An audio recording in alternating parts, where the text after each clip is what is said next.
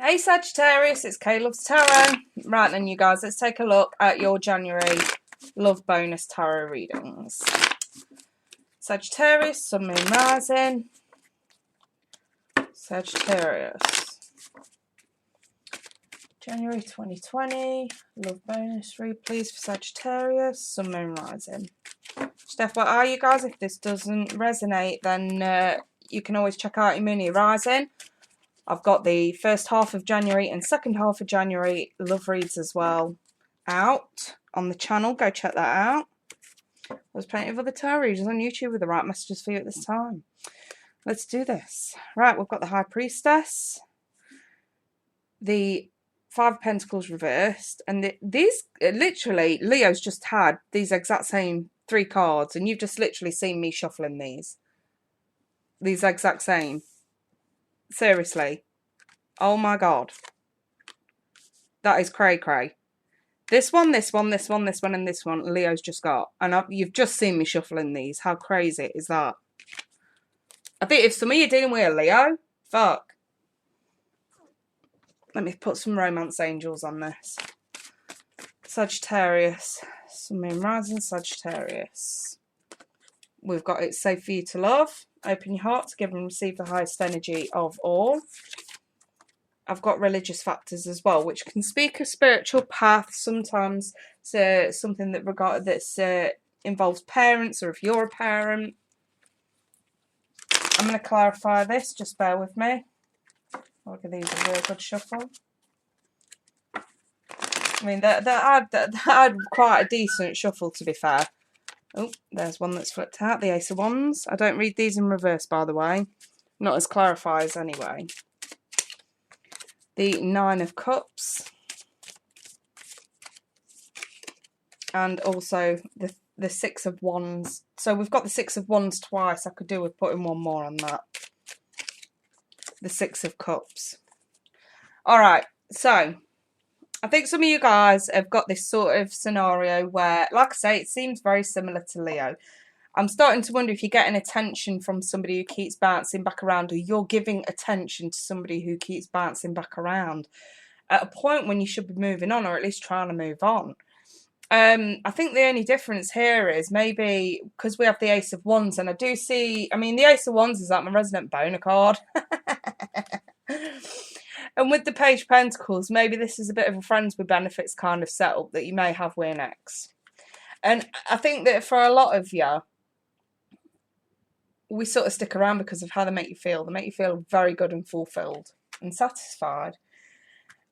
And I think that, you know, you're very much aware and maybe paying too much attention to a soul connection.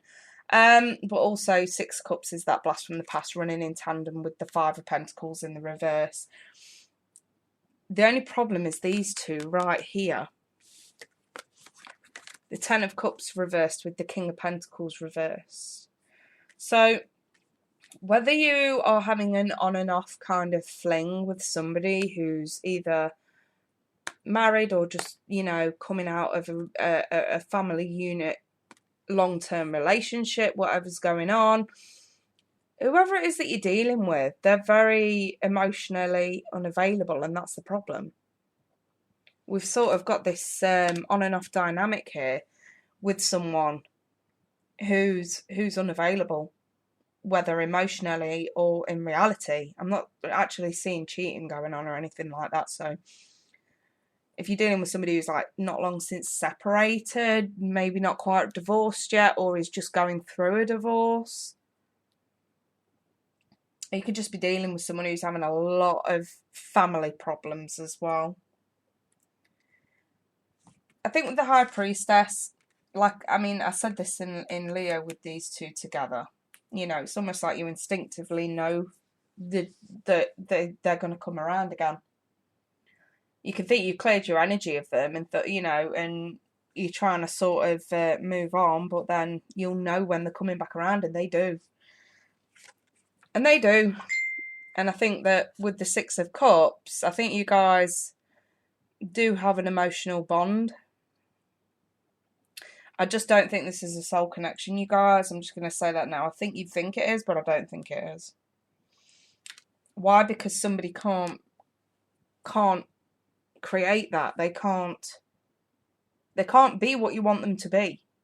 They can't give you what you want them to give you, and I think that's the problem. I mean, don't get me wrong, for some of you, this is representing someone that you're dealing with. They really, really want something with you. You keep bouncing back around to them, but, maybe you're the one that's emotionally unavailable and going through something else here, which prevents you from doing anything about this. Whichever way this goes, the 9 is in the upright and the 10 is reversed. This cannot get to that level. Why? Because while someone is as emotionally unavailable as they are, and I kind of wonder, will they ever be available? Or, are you going to keep hanging on their every whim? It does say here, open your heart to give and receive the highest energy of all. And I'm starting to wonder, why don't you have a confrontation with this person, albeit a friendly one, and actually call them out? I think for some of you, you sat there having this on and off thing. You know how this person makes you feel, but you have got no fucking clue as to how you make them feel. And I think that for a lot of you, you're so afraid to ask and you'd rather try and guess. I think the answer here is to confront this head on and actually sort of say, look, this is how I feel. What's going on for you? I kind of feel like this is going to be the answer. That they can't go that distance with you. Not at this time anyway. But at least if you got that answer, it's something rather than nothing that you're getting at the minute. So, you know what I mean? I think for a lot of you during this month, if you're going through this, I would actually encourage and inspire you to get to the truth, whether it be good or bad. It's very liberating and it's going to free you. I mean, for some of you, you're going to be really happy with it just being a bit of nookie and a bit of fun, which is fine if you can cope with that. And you whatever this 6 of Cups is, doesn't have to exist for you, and you can just enjoy the fun of this without getting that emotionally attached. If you can cope with that, then carry on regardless. But I think for a lot of you, you are getting emotionally attached and you are starting to wonder if this will ever be more than it is. And I agree, you need to fucking know.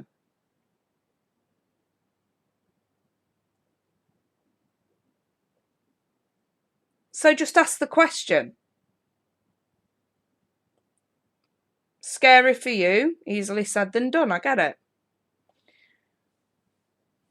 But if it clears this situation up and frees you, do you not think it's worth it to open up at this point? Like I say, whether the answer you receive is positive or negative, I don't think any answer you get at this point is negative, if I'm honest. Because if they say yes, well, I'm ready, let's do this, then great, But if they say no, I'm not ready, I like things as they are, you know where you stand. You're not playing this guesswork anymore. You're not allowing yourself to fall for this person to the point where you make a fool of yourself. All is fair in love and war, and I think that sometimes we have to take responsibility for our actions as well. And that includes whether or not you allow yourself to be led astray. I mean, all too often, manipulative gets will purposely whisper sweet nothings just to get what they want from you and manipulate you into feeling something that's not really there. But you also have to take responsibility for that and think, well, you did allow it to happen. Nobody can twist things or make you feel something or make you do anything or think anything. Nobody can make that without your permission. And I think you wanted to believe this person. Whether they told you it was this way or not, I think you wanted to believe them. So much to the point that you've gotten yourself into something now that you don't lose. But I think you have to run that risk that you could lose this, because you've got to liberate yourself. We're too stuck at this point. far too stuck at this point, and I think a lot of you need to free yourself and just ask the question, is it real or not? Okay? Scary, I know. And I wish you all Godspeed, because I've got no doubt quite a few of you watching this are actually going to go and confront whoever it is that you're dealing with. Do so with dignity. Keep your head held high no matter what the answer. You need to know, because, you know, you're stuck in limbo at the minute. And you're not doing yourself any favours. You need to know if you're wasting your time. You need to say to someone, look, I know, even if it was a friends with benefits agreement, you need to say, look, I know it wasn't meant to, but, I have grown feelings. So I kind of need to know, am I wasting my time here or not? Do it with dignity. Do it with pride. And remember, if they say, yeah, you're probably wasting your time, do not feel rejected, because if they're not ready, this is going to be their issue. Don't take on their issue. Free yourself up to be able to move on. That's what this is about. I'm going to leave that there, Sag. And I wish you guys all the best with the journey that some of you are going to embark on, which is a scary one, I know. But you've got to be afraid to lose in order to gain at some point. So that's how this works. Wish you all the best, and should anyone need me or need just a little bit extra support, book a private reading. Emails at the bottom of the screen. I'll be more than happy to oblige you. In the meantime, though, you guys, I'm going to shoot, and I'll be back on around the 1st of February for your first half of February love reads. Take care, bye for now.